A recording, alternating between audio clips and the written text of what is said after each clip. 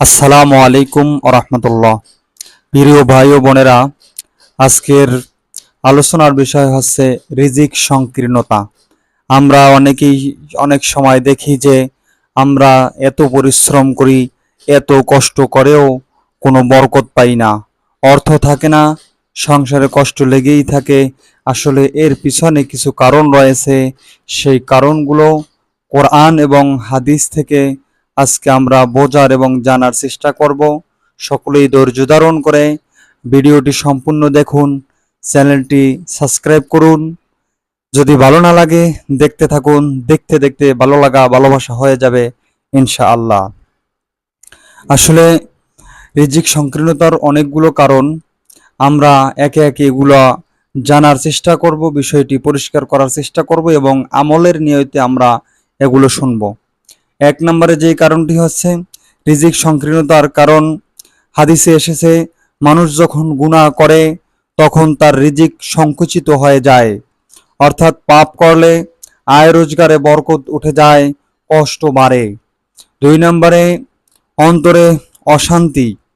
গুনাহের পর মানুষ কখনো শাস্তি পায়, কখনো শান্তি পায় না। পাপের কারণে অন্তরে ভয়, দুশ্চিন্তা ও অস্থিরতা জন্মায়। মানুষের মনে পাপের কারণে অস্থিরতা জন্মায়, দুঃখ কষ্ট বিপদ আপদ বাড়তেই থাকে। তিন নম্বরে যে বিষয়টি হচ্ছে, আল্লাহ রাব্বুল আলামিন কোরআনুল কারিমে বলেন, তোমাদের উপর যে মানসিক মুসিবত, দুঃখ দুর্দশা আসে তা তোমাদের হাতেরই কামাই। আসলে আমরা এই জলে স্থলে যত বালা মুসিবত দেখি সবগুলোই আমাদের হাতের কামাই। তারপরে আমাদের পরিবারে রোগ বালাই এগুলো লেগেই থাকে। এগুলো রাসূল সাল্লাল্লাহু আলাইহি সাল্লাম বলেছেন, যখন কোনো জাতির মাঝে অশ্লীলতা ছড়িয়ে পড়ে, তখন তাদের মাঝে এমন রোগ ছড়িয়ে পড়ে যা তাদের পূর্বপুরুষদের মধ্যে ছিল না। আপনারা একটু চিন্তা করে দেখুন যে আমাদের সমাজে আমাদের পূর্বে কি হার্ট অ্যাটাক, তারপরে এই রকমের স্ট্রোক, তারপরে আরো বড় বড় যে রোগগুলো আছে যেগুলো আগের মানুষে জানতো না, ডায়াবেটিস কি, প্রেশার কি, তারপরে আপনার গ্যাস্ট্রিক কি, সামান্য এগুলো যেগুলোর সাথে আমরা পরিচিত, এগুলো জানতোই না তারা। হ্যাঁ, তারা পচা গান্দা বাসি এগুলো খেয়ে ফেলতো, তারপরে অনেকগুলো পরিমাণ খাবার খেত, তারপরেও তাদের কোনো গ্যাসের চাপ হইতো না। যেগুলো আমরা বর্তমানে সমাজে দেখি যে গ্যাস্ট্রিক, তারপরে ডায়াবেটিস, প্রেশার এগুলো মহামারী আকার ধারণ করছে। তো এগুলো আসলে আমাদের হাতের কামাই।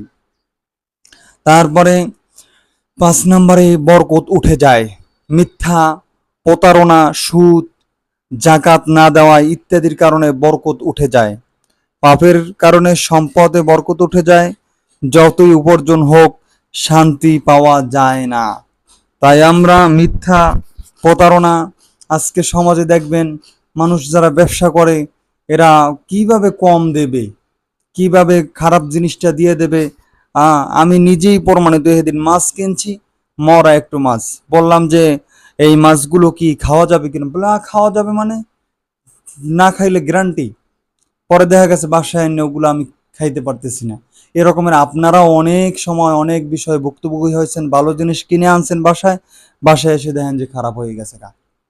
তো এগুলো আমাদের সমাজে বর্তমানে মহামারী আকার ধারণ করছে। ঠিক আছে। তারপরে যে জিনিসগুলো আমরা পাপের কারণে পাই সেগুলো হচ্ছে যে অকাল মৃত্যু ও আয়ু কমে যাওয়া।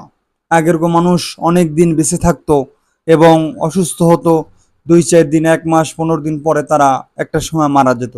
আর এখন হঠাৎ করে এই যে কিছুদিন আগে কুমিল্লা বিশ্ব রোডে একটা অ্যাক্সিডেন্ট, আল্লাহু আকবার, দেখলে গা শিহরিয়ে ওঠে। ট্রাকটা মানে যে কন্টেনারটা আসছে এসেই মানে মাইক্রোর উপরে পড়ে গেছে, জায়গায় শেষ। আমার মনে হয় তারা বুঝতেই পারে না যে আসলে কি হচ্ছে, একদম মাটির সাথে মিশে গেছে মাইক্রোটা, সকলেই জানেন আপনারা। এটা হচ্ছে অকাল মৃত্যু। অকাল মৃত্যু। তারপরে আজকে 40-50 বছর হলে স্ট্রোক করে মারা গেছে, কি চাও স্ট্রোক হয়েছে, এ অবস্থা। এগুলো অকাল মৃত্যু এবং আয়ু কমে যাওয়ার অন্যতম কারণ হচ্ছে যে আত্মীয়তার সম্পর্ক ছিন্ন করা। আসলে আমরা দেখি আজকে কয়জনের সাথে আত্মীয়তার সম্পর্ক আছে, ভাই বোন, হ্যাঁ, মামা চাচা এগুলোর সাথেই সম্পর্ক নাই, তার দূরের আত্মীয় তো দূরের কথা। তো এই কারণেই কিন্তু আত্মীয়তার সম্পর্ক ছিন্ন করা, জুলুম করা, অন্যের হক নষ্ট করা, হ্যাঁ, কারণে আয়ু হ্রাস পায়। আমরা ভাই বোনের হক সম্পূর্ণরূপে দিতে চাই না, ফুপুর খালার মামার এগুলোর হক আমরা দিতে চাই না, আত্মীয় স্বজনের হকগুলো আমরা দিতে চাই না। এই না দেওয়ার কারণেই আজকে আমাদের আয়ু কমে গেছে, আজকে আমাদের অকাল মৃত্যু। 7 নম্বরের যে বিষয়টি হচ্ছে পরিবার সমাজে অশান্তি। বাংলাদেশে না, বাংলাদেশের কথাই বলি, এমন কোনো সমাজ বা এমন কোনো পরিবার নাই যেই জায়গায় অশান্তি নাই। এর কারণ হচ্ছে মদ, জুয়া, বেবিচার ও অনন্য অন্যায় পাপের কারণে পরিবার ভেঙে যায়, সমাজে মারামারি বিপদ লেগেই থাকে। সমাজের বর্তমানে বৈচিত্র্যময় যে অবস্থা দেখেন, এরে মারে, ওরে ধরে, ওরে কাটে, এই করে সেই করে, আজকে অস্থির অবস্থা। এগুলো আসলে সমাজে মানুষ থাকতে পারে না। মানুষ যদি পারতো যে অন্য কোথাও যাই বাঁচার মতো, তাহলে চলে যেত, কিন্তু মানুষ যাইতেও পারে না, থাকতেও পারতেছে না। এগুলো আমাদের কারণেই আসলে। আমরা এই যে মদ, জুয়া, বেবিচার, দেখেন মেয়েগুলো রাস্তায় কিভাবে হাঁটা চলা করে, মায়ে বড় কাপড়ে হাঁটে, মেয়ে সুন্দর, হ্যাঁ, শর্ট, আট শার্ট জামা কাপড় পরে হাঁটে, মেকআপ করে হাঁটে এই সমাজে। তারপরে ভাবিদের অবস্থা, হ্যাঁ, তারপরে বিশেষ করে এই আপনারা তো জানেনই, বিশেষ করে শুধু মহিলাকে দোষ দেব না, কিন্তু মহিলারাই বেশি বর্তমান সমাজে এই অশ্লীলতা ছড়ায়। এইগুলো থেকে যদি আমরা বেরিয়ে না আসতে পারি, তারপরে জেনা ব্যভিচার তো প্রত্যেকটা ঘরে ঘরে, প্রত্যেক জনে জনে জেনা ব্যভিচার মোবাইলের ভিতরে তো আছেই। মোবাইলের ভিতরে দেখা যায় ভিডিও কল সার্ভিস, ও রিয়েল সার্ভিস, অমুক সার্ভিস, তমুক সার্ভিস, নাউজুবিল্লাহ নাউজুবিল্লাহ। এগুলো আসলে কি আমাদের সমাজে? এগুলো থেকে যদি আমরা বেরিয়ে না আসতে পারি, তাহলে এই পরিবারে অশান্তি, সমাজে অশান্তি, এগুলো লেগেই থাকবে। তা 8 নম্বরে হচ্ছে যে দোয়া কবুল না হওয়ার কারণ। আমরা দোয়া করি, আগেও দোয়া করতাম, এখনো দোয়া করি, হ্যাঁ, 5 ওয়াক্ত নামাজে দোয়া করি, এমনিতে দোয়া করি, কিন্তু আমাদের দোয়া কবুল হচ্ছে না। এর অন্যতম কারণ হচ্ছে যে আমরা হারাম খাদ্য, মদ, সুদ ইত্যাদির কারণে আল্লাহ দোয়া কবুল করেন না। হ্যাঁ, একদিন যদি আপনি মদ খায় তো 41 দিনের না এবাদত কবুল হয় না। তো এবাদত যদি কবুল না হয়, তাহলে আপনি কিভাবে আপনার দোয়া কবুল হবে? এই জন্যে মদ, জুয়া, হ্যাঁ, সুদ এগুলো আমার থেকে আল্লাহ যেন দূরে রাখে। হ্যাঁ, আমরা এগুলো থেকে বাঁচার চেষ্টা করব ইনশাল্লাহ। 9 নম্বরে হচ্ছে, আমি খুব আসলে সংক্ষেপেই আলোচনাগুলো করছি, আপনারা একটু ধৈর্য ধারণ করে দেখুন, হ্যাঁ, অনেক ফায়দা হবে ইনশাআল্লাহ। 9 নম্বরে আল্লাহর বরকত থেকে বঞ্চিত হওয়া। আল্লাহর বরকত কিন্তু আগেও ছিল। যেমন আগে একটা নারিকেল হইতো, একটা নারিকেল বেচতো, খাইতো, তারপরে একটা আম গাছে আম হইতো, হইতো, হ্যাঁ, মাছ পাওয়া যাইতো যে পরিমাণে এখন মাছ পাওয়া যায়, দেশ গ্রামে যারা থাকেন তারা তো জানেন এই রকমের মাছ কি পাওয়া যায়? সব বরকত কমে গেছে। তারপরে খাবারের ভিতর তো কোনো, আগে একটি ইলিশ মাছ রান্না করলে 2-4 ঘরে এই গ্রান চলে যেত। হ্যাঁ, এখন কত রকমের রাঁধুনি মশলা, তারপরে যাইয়া প্রাণ মশলা, অমুক মশলা, ম্যাগি মশলা দিলেও ওই স্বাদ আর পাওয়া যায় না বন্ধুরা। এই জন্য আল্লাহর রহমত থেকে বঞ্চিত হওয়ার অন্যতম কারণ হচ্ছে যে পাপ মানুষকে আল্লাহর রহমত ও নূর থেকে বঞ্চিত করে, ফলে হেদায়েত থেকে দূরে সরে যায়। আল্লাহ আকবার। আল্লাহ আমাদেরকে কোরআনুল কারিমে জানিয়ে দিয়েছে, রব্বানা লা তুজি কুলুবানা বা'দা ইয হাদাইতানা ওয়া হাব লানা মিন লাদুনকা রাহমাতান ইন্নাকা আনতাল ওয়াহ্হাব। ও আল্লাহ, একবার হেদায়েত দেওয়ার পরে, হ্যাঁ, আমাদেরকে আর ওই গোমরাহি পথে ফিরিয়ে নিয়েন না। এই দোয়াটা আমরা ইনশাল্লাহ সবসময় করব। তারপরে শাস্তি আকার প্রাকৃতিক দুর্যোগ। আগে বড় বড় যে বন্যাগুলো আগে দেখা যায়, তো এখন তো দেখা যায় অমুক জায়গা বন্যা, পানির বন্যা, তারপরে যে সিডর, ঘূর্ণিঝড় আয়লা, সায়লা, লায়লা, মহাসিন, কত কিছু আছে।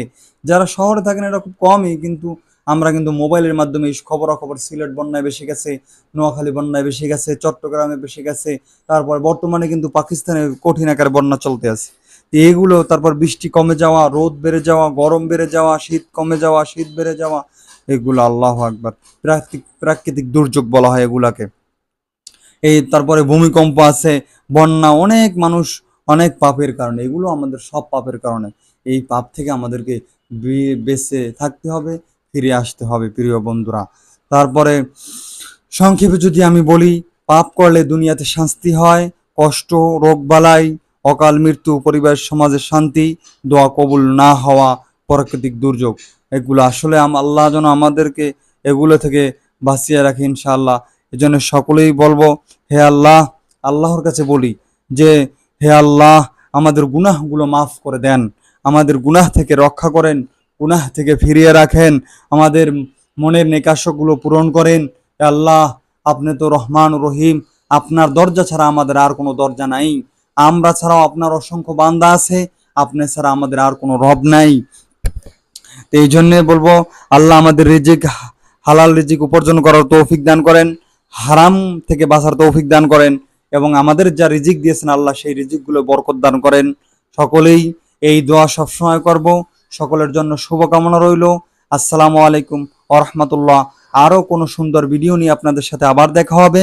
চ্যানেলটি সাবস্ক্রাইব করুন, ভিডিওটি লাইক কমেন্ট শেয়ার করে ছড়িয়ে দিন জনকল্যাণের জন্যে এবং সদকায়ে জারিয়া হিসাবে।